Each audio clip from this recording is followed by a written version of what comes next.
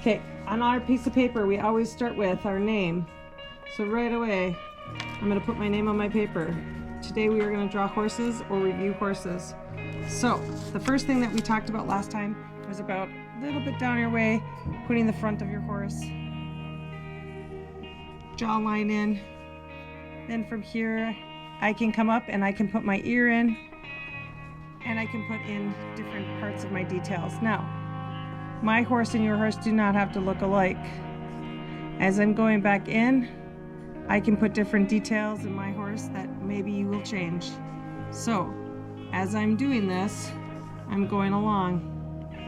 I put the back of my neck in, I put the front of my neck in, and if I get someplace too small or too long, I go back and erase. So curve into my back, and I'm actually gonna curve up more. This is the good thing about changing. I can also make spots if I'd like.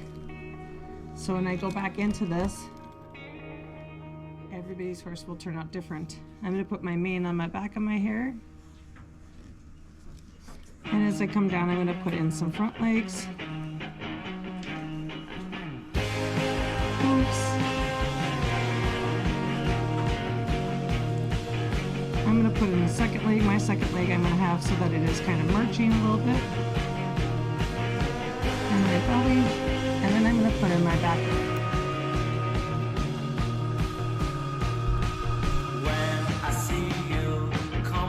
I'm going to go back and I'm going to actually just adjust here because truthfully, anything that you draw, you can just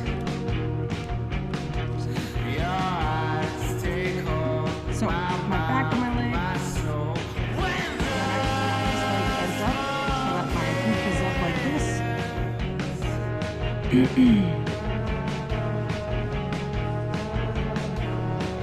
And this leg coming down with my hoof. Now, added background details that are important, such as horizon line,